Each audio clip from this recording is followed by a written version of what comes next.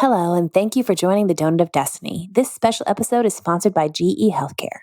References to a specific product, process, or service by speakers during this podcast do not constitute or imply an endorsement by the Society of Cardiovascular Computed Tomography.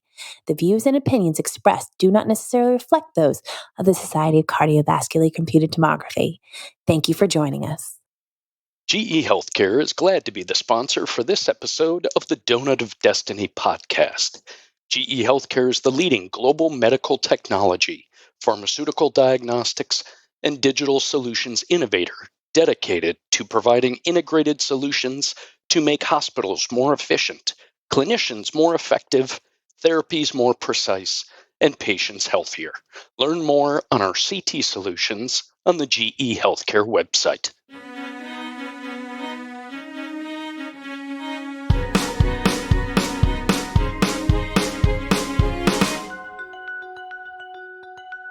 Hello, listeners, and welcome back to another episode of the Donut of Destiny, the podcast on all things cardiac CT for anyone interested in cardiovascular imaging.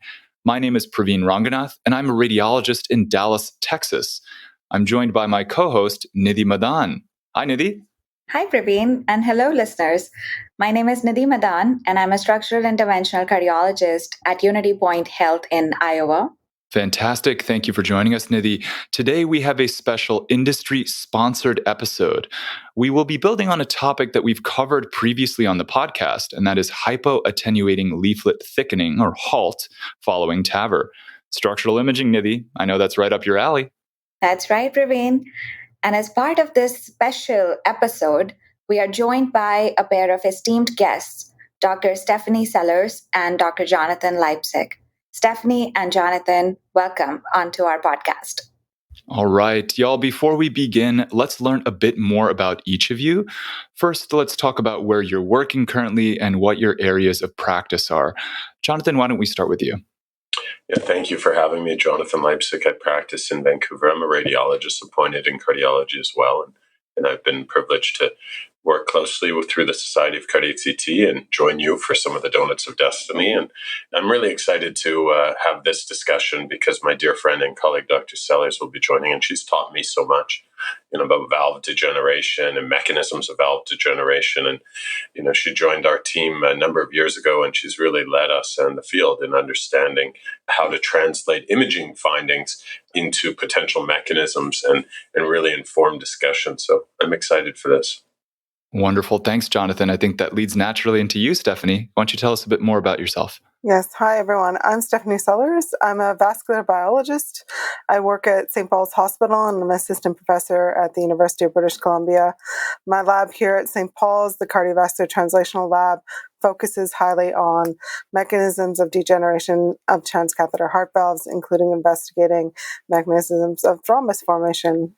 Amazing. I think that leads very naturally then into the topic at hand, hypoattenuating leaflet thickening. And I'd like to focus on what it means in terms of the definition of hypoattenuating leaflet thickening on CT following TAVR specifically.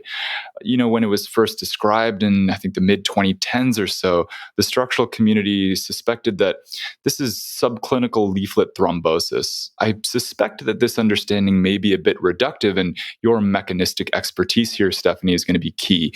You have a unique understanding about the pathophysiology of HALT because of your work primarily with explanted valves. Stephanie, could you walk us through your understanding of HALT and if that understanding of subclinical thrombosis is a bit reductive? Yeah, thanks so much, Praveen. I originally learned about HALT when I did my postdoctoral fellowship with Dr. Leipzig. And I think one of the very first questions I ever asked him was after he showed me a case of HALT on a post-TAVR implant CT. And I asked him, is this just thrombus? What other components make up that hypoattenuating material?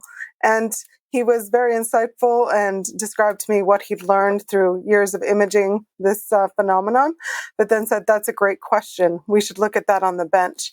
Perhaps this just isn't plain thrombus. And as a vascular biologist, that led to us doing a number of different studies and experiments on the bench to understand the complex biology that goes into this. And really what we learned there is that all valves, as the nature of their material, have low grades of thrombus formation on them when we look at them on the bench. But this is a really complex biological process that involves initial laydown of thrombus and then either resolution of that thrombus or eventual organization of that thrombus. And that leads into different phenotypes that we see on these valves as they begin to degenerate on the bench. Yeah, it's really a great overview, Stephanie. I mean, the journey has been a long one. And, Praveen, as you highlighted, I remember getting the first calls from my dear friend Bjarne Norgard in Aarhus. He and his team published a paper in Circ Intervention. And at around that same time, there was great work that was coming from Carlos Ruiz and Raj Makar as part of the Portico experience. And then, of course, building on that in collaboration with the group from Copenhagen, the Resolve and Savory Registry. And so we saw this deluge of imaging that came onto the scene. And really, we didn't have a great deal of understanding of what it was. And, I'm not sure that we always do even now. I mean, there's sort of the classic imaging phenotype where we can say, okay, it's meniscoid, it's thickest at the base, it's thinnest at the tip. So it sort of meets the imaging criteria of HALT. But then it comes into the whole discussion of why it forms, why it resolves, does it lead to valve degeneration? A lot of this work that Stephanie shared back in 2019, I guess, in her seminal JACC imaging paper from the explant work that I think has really taught us that we may have an imaging phenotype of HALT, but the driver of its development and then the downstream outcomes may be driven by a whole number of other factors that we continue to explore, really. Stephanie and Jonathan, you've both mentioned phenotypes of HALT. Could you go into that a little bit further? Many of our listeners may be familiar with HALT in general, but are not necessarily familiar with some of the substratification of what HALT is. From a vascular biology perspective on the bench, I mean, it's really sometimes difficult to make correlations between what imagers see as hypoattenuating leaflet thickening and what we see on the bench in terms of what is actually going on in different amounts of thrombus formation or the biology that's driving that thrombus formation. And I'll just give you an example of this, of a question we often debate is, for example, if we see very organized developed thrombus, do we need as much of that to show up on CT as we would an acute thrombus? So are we actually imaging the same type of thrombus and it's all appearing as one imaging phenomenon through hypoattenuation, or can we start to differentiate this? We also know that we can get thrombus formation in different areas around the valve, and how that may play into eventual valve degeneration is a great point of debate. And so then we try and start to classify this on the bench based on where Jonathan, when he reviews imaging, sees different types of thrombus formation and in different patterns. And maybe he can describe that more for us a little bit. Yeah. I think it's a great discussion, Praveen and Nidhi. I mean, obviously, as mentioned, as imagers, you know full well that we want to really clarify to trainees and to the broader field that not everything that is dark or hypoattenuating is HALT, right? I mean, you can have a vegetation, infected or otherwise. You can have pannus. You can obviously have valve degeneration manifesting as calcium. You can have thrombus and valve thrombosis that's more globular in appearance. But really, the classic clinically occult hypoattenuating leaflet thickening that we would see just as our core lab did in the low risk trials in 15 to 20% of patients is really meniscoid, thickest at the base, thinnest at the tip, extending along the leaflet, a varied thickness. We perceive it to be more aortic. Stephanie has taught me that, obviously we don't know what is on the aortic side, what is on the ventricular side is challenging, but it has that appearance. And then, of course, as you know, we don't pursue it clinically unless there's a rising gradient or neurovascular complication or peripheral vascular complication. But I think that this is really speaking to this whole concept of valve degeneration. If you think back to the old surgical days, and yeah, you're not as old as I am. And so, the old days of surgical valve degeneration was just, freedom from reoperation, which is, of course, so naive. A patient would typically be too unwell to undergo repeat surgery. And so patients died of valve degeneration and they were diagnosed with heart failure and not yet specified. And so I think that the integration of the VARC3 and a lot of the understanding of clinical features of valve degeneration and then the complementary role of exploration thoughtfully with CT has been really helpful in actually improving outcomes for patients, I think, at least in the near term, reducing gradients with appropriate anticoagulation. So I think as CT imagers, we can be proud of that contribution. I guess the real question then now is where Stephanie is exploring, and many others, of course, our friends at Minneapolis Heart and elsewhere, is why do people develop HALT?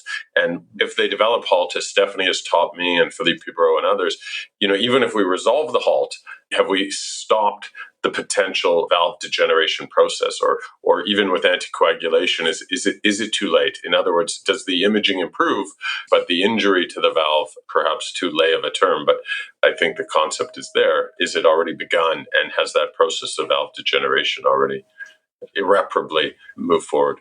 Yeah, that's a great point, Jonathan. And the pattern and phenotype that Jonathan describes of meniscoid at the base on explants, we saw that in one study that we published, that 50% of the cases on histology corresponded to that phenotype. That the majority of the thrombus was on the aortic side, that it was mostly accumulated at the base but could extend out to the tip. But I think key points that we learned from that is that we're also seeing thrombus formation on the ventricular aspect of those transcatheter valves, and that can have variable patterns, and some of the features of the histology suggest to us that thrombus can form under laminar and turbulent flow. And that leads us to looking further into what kind of factors such as flow patterns and washout that may lead to valve thrombus. And when Jonathan's speaking about how much actual HALT, even if we can resolve it, how does that relate to structural valve degeneration? This is a point that he and I have debated many times, is that when we look at valves on the bench, we always see a small amount of thrombus. And from a biologist point of view, that means that many cellular pathways are active and could be acting on that valve and leading to eventual degeneration at the subcellular level. And really, that may not necessarily show up on CT. And so a point that he and I have often debated is HALT is resolving, but total leaflet thrombosis is not resolving. And there's 2 points to that, as he mentioned, is has the insult already occurred to the valve? And then secondly, even if we have resolved HALT, are we just not seeing it on CT anymore, and there's a low amount of thrombus acting on that valve? Y'all are discussing the challenges between the pathophysiology and the clinical approach to HALT, which is obviously our understanding of this is evolving, and y'all two are at the forefront of pushing the science behind this. Nidhi, I want to ask you about a clinical structural interventionist approach from your perspective about HALT in how it portends to downstream structural degeneration. How is it that you approach it in the clinic? And then let's bring in Stephanie and Jonathan to describe it from their perspectives as well.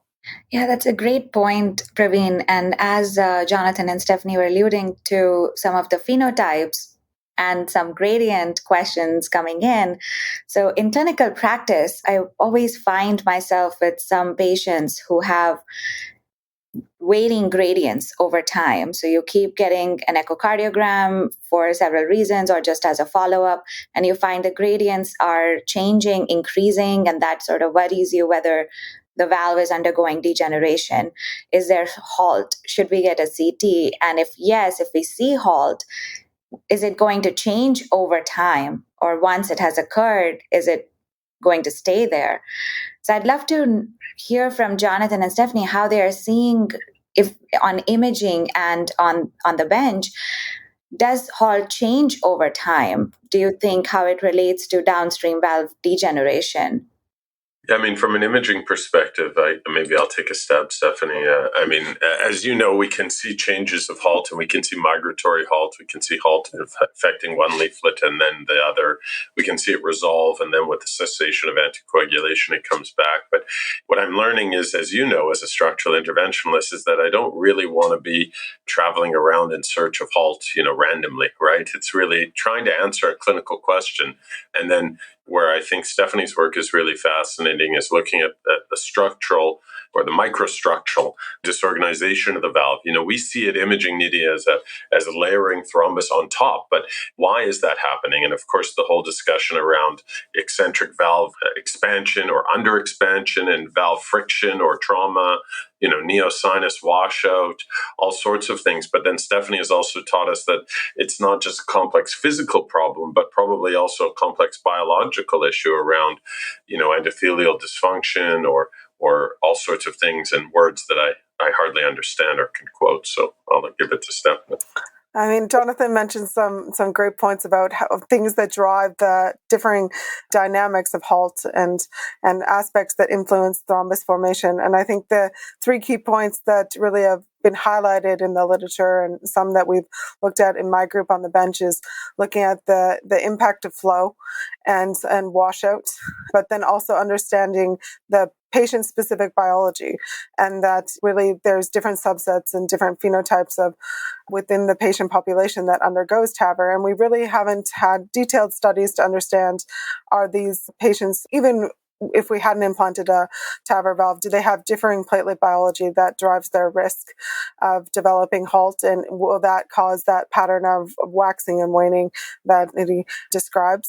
And then just understanding what is the differences in the different valve types. TAVR is a field that has rapidly evolved in the last 20 years. We are continuously having different types of valves and different strategies for things like implant depth or post-dilation to look and make sure valves are fully expanded. But at its core, TAVR is largely made up of valves composed of collagen, a factor which platelets are meant to be activated by and form thrombus. And so really, I think something we often look at in the lab is, even if we had the perfect pharmaceutical and we're able to completely inhibit this, is that an actual achievable target? And would that come at a cost of, having to use a very aggressive anticoagulation strategy or a completely different class of biologic to get at that?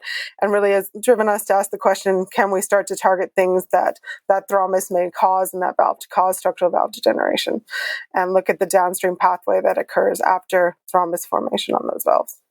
Stephanie, that point is fascinating. I think that in the treatment paradigm for clinical valve thrombosis, anticoagulation clearly has primacy, but there's quite a bit more complexity to this process relative to simple, we'll call it clinical leaflet thrombosis. I wonder if that has manifested in terms of the science of our understanding of the role of anticoagulation in managing HALT, which has yielded some varying results. I was hoping to explore that a little bit further in terms of what sort of pharmaceutical management you would consider for treatment per se of HALT. Yeah, I think there's a lot of different avenues being pursued by different groups in terms of looking at different ways to inactivate platelets or different ways to coat valves or to grow endothelium onto them to make them intrinsically less thrombotic. Really, an area that we focus on is what is the downstream pathway. A lot of work has shown that eventually within about 60 days that those valves will start to fibrose. And we know that infiltration of fibroblasts is part of organizing thrombus, and really understanding if that is the part of the pathway that we can start to target. So there's different areas you could get at, but then there's also the approach to look at the long-term driver of eventual valve stenosis is often calcification, and really is the key to understand the nexus at which the thrombus eventually drives calcification and what areas are we seeing in that. I mean, I think we've seen interesting work by Rong Bing and Mark Dweck's group out of the University of Edinburgh looking at activated platelet tracers and looking at thrombus formation on TAVR and SAVR valves. And that may be an opportunity clinically to track this long term, because one of the challenges on the bench is explants are a snapshot in time. And then, or you're in the situation of creating an artificial model, which is difficult to incorporate all aspects of the situation that's going on for TAVR valves in a patient. That is a great point, Stephanie. And on the lines of anticoagulation, I also want to maybe mention some of the clinical side of things I see. As we talked about rating gradients across the aortic valve, we find evidence of HALT or possibly a questionable thrombus. There we treat with a short-term anticoagulation therapy regimen and redo our imaging and find some improvement. And I'd love to know what your thoughts have been in seeing that, or Jonathan, in seeing a follow-up imaging scan, timing-wise or duration-wise. Any thoughts about that? Yeah, I mean, I think from a clinical perspective, as you know, we repeat imaging. Oftentimes, we're seeing a lot of underexpansion as well. So, I mean, the mechanisms of gradients are multifactorial. So, obviously, some patients will have HALT and some patients will be underexpanded, and some patients may have patient prosthesis mismatch and only have a modest increase of gradient over time. So the follow-up imaging, we typically do at least one CT to see if the anticoagulation has been effective. And typically if it's resolved, we don't repeat imaging unless there's worsening or ongoing concern downstream. We've had some fantastic and interesting results in the core lab, and we look forward to exploring the partner and the Medtronic low-risk data because that's an unbiased cohort, of hundreds of patients that underwent CT. Granted, it's still only a few hundred patients, but the 5-year follow-up will be interesting, right? The incidence of HALT was not insignificant, and the integrity of the follow-up is really quite meaningful. So it'll be interesting to see how those patients do in the setting of HALT, not necessarily the imaging modifying decision making, but rather, in a non-selected, unbiased fashion. So our conversation thus far has focused primarily on transcatheter aortic valve replacement. I want to briefly discuss perhaps some of the similarities and differences between HALT at TAVR and a similar phenomenon, but with surgical leaflets. Could you speak to this, Stephanie, in terms of the general ideas about similarities and differences in HALT at TAVR versus that at SAVR? Yeah, to my knowledge, there's been no study to date that's compared thrombus formation on explants and SAVR versus TAVR. This is often difficult because it's hard to match cohorts to look at on the bench.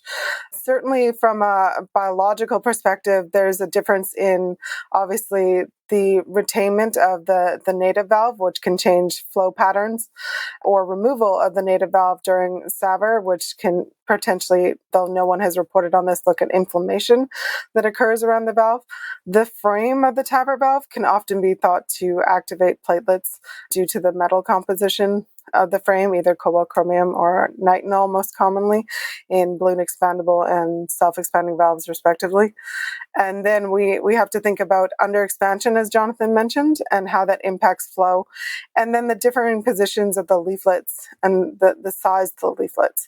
So if you have a superannular tall frame valve, and looking at the flow patterns that exist around that, opposed to an interannular surgical valve, which has very different flow patterns that may impact platelet activation.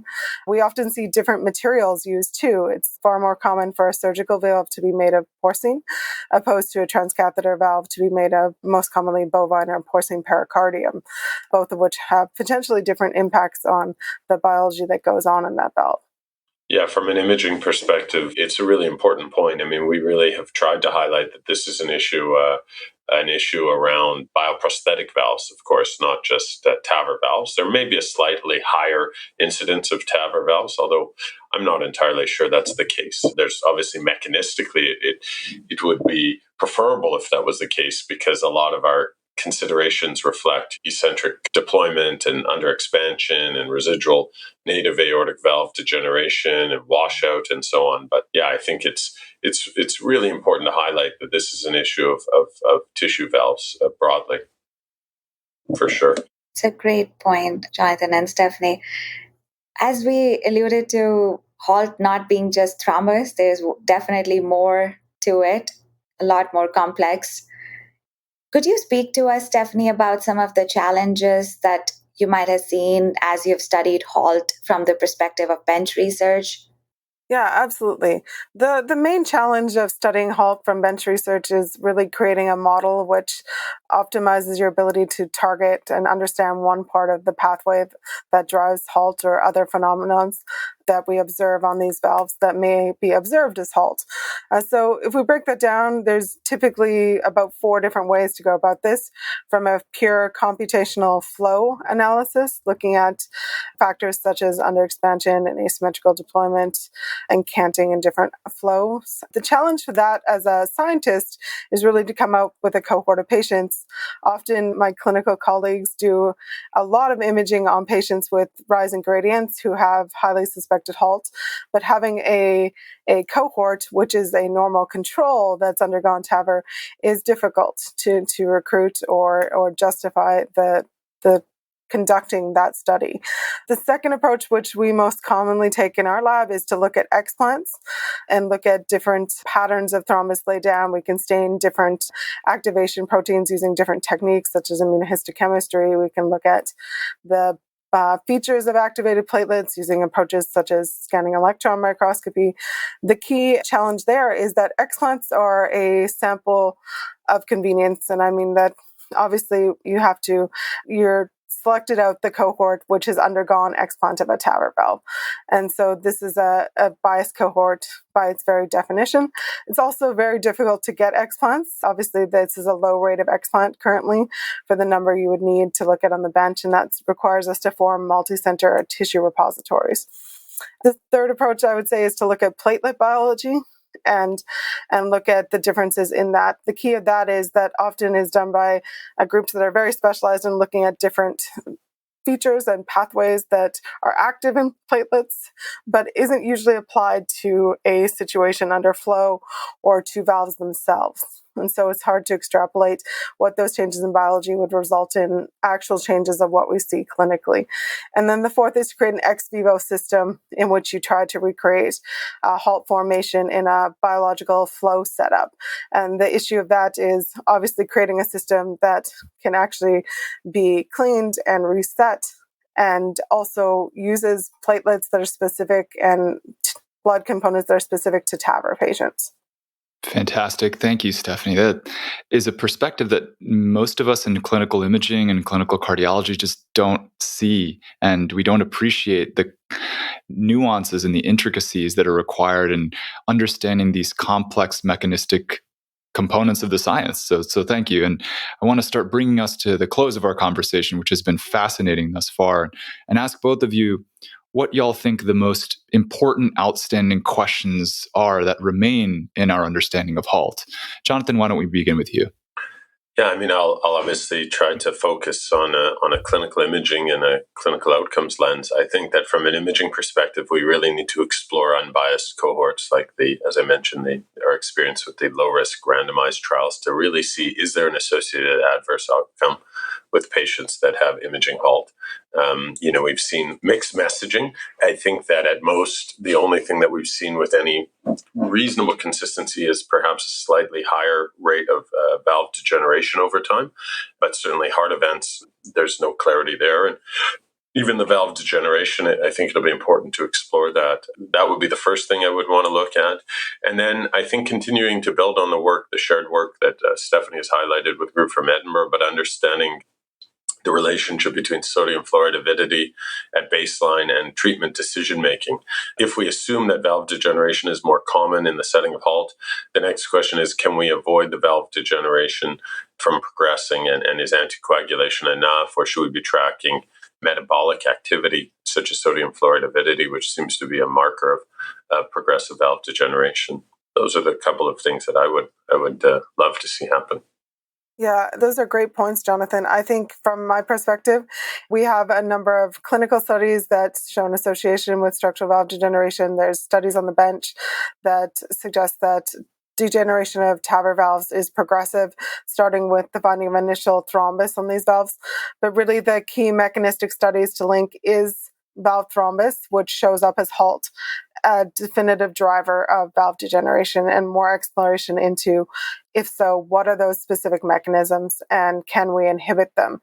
And inhibit them in a way that doesn't necessarily use traditional approaches such as anticoagulation and avoid the risk that goes with those kind of anticoagulation approaches.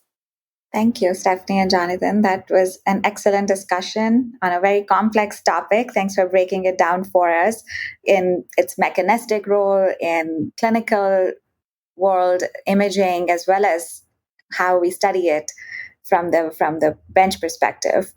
It's been fantastic having you here and hearing your thoughts on this topic. Any final thoughts that you'd like to share with our listeners? No, just grateful for the interest and the opportunity to join you. And I would advocate that the listeners embark on exploring this question as well, because there's a lot of interesting science to be done. And I think a lot of it can be done at distributed sites. You don't necessarily have to have a vascular biology expert or lens, but we can all contribute to advancing our understanding of what this imaging finding means. Yeah, and I would just thank everyone for listening to our conversation and for the great discussion we've had today. But as a scientist who found a great partner in Jonathan to learn about the clinical imaging part of this, if you're listening and are a clinician, and don't do a lot of science, maybe reach out around you and see if you can build some of those translational partnerships. And if you're a scientist, having clinical colleagues that can really guide your studies on the bench is really impactful for accelerating your work and making sure that it's translatable to provide clinical insight. Love it. Stephanie and Jonathan, thank you so much, not only just from Nidhi and I, but from the entirety of the community of cardiovascular science. This is such a fantastic contribution to our understanding of this process that affects so many of our patients. So truly, for your expertise and insight, we really, really appreciate you coming onto the podcast. Thank you so much. Of course, to our listeners out there, we hope that you really enjoyed this conversation. Thank you, of course, for tuning in. If you like what you hear from us, make sure you rate, review, and subscribe to the podcast. That helps others out there find this fascinating content on cardiac CT. Once again, this is the Donut of Destiny. Cheers.